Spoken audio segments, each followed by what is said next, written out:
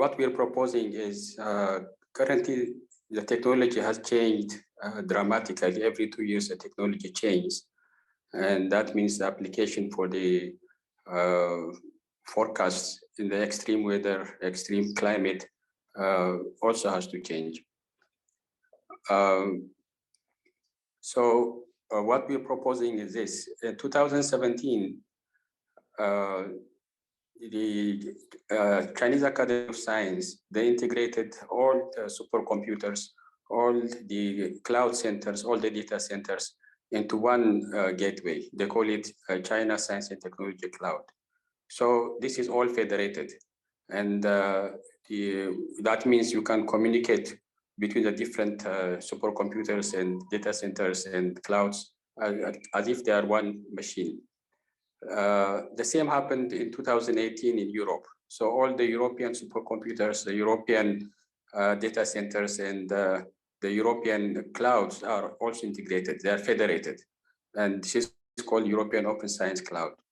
So in 2019, we had a meeting under CODETA, International Science Council, and we proposed Global Open Science Cloud.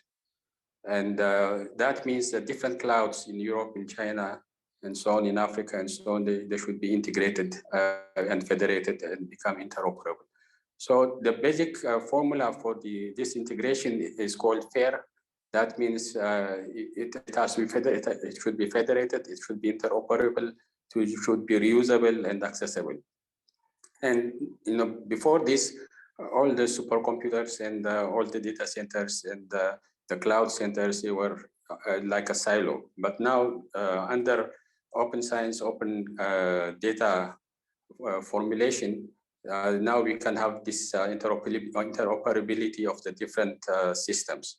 So we are proposing for IGAD to use the Global Open Science Cloud. And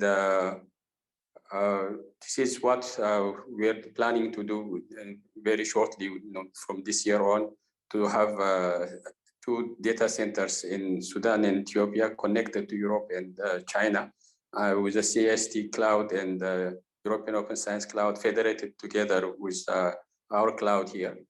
And we want to, the reason why we're looking for this is it's very, very difficult in Africa to just develop the softwares for the modeling and so on, when it already exists in other places. So this system will allow us to go into any other cloud formation and then access the software and run it by from our data here. So this is what Global Open Science Cloud is about. And the application is on the top. These are applications for climate, and we are actually, you can use it for any kind of field of study, but because we are focusing on climate, we want to use these applications that are already available in the different European Open Science Cloud or CST Cloud, that we can access this and run our data and run our modeling on this. And so as you can see, this federated system, it integrates cloud computing, it integrates supercomputing, and then it makes it interoperable. And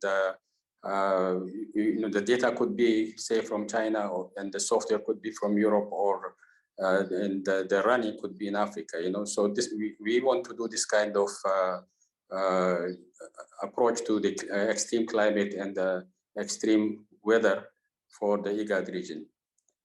So this network is actually global, and there are other clouds in other parts of the world, and all of this can be federated together.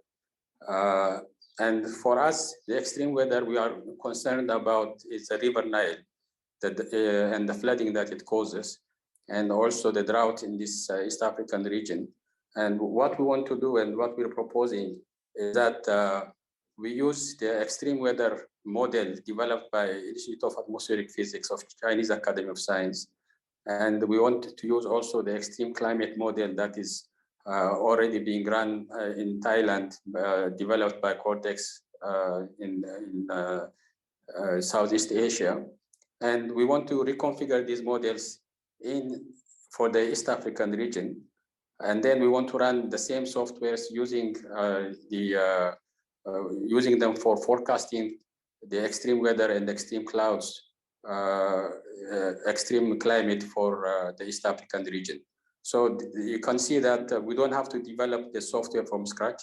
We don't have to make installations and so on from scratch. What we are doing is we're running the system on any machine that we want, and the data from any area or any region, especially from our region, we can have our own data and run the software, say in East Asia, and you know, this kind of flexibility is available. The computational power is available. The infrastructure is available. Software is available. The expertise are available, and we believe that this can give a tremendous technological input into the IGAD region. This is all I have to say. Thank you very much.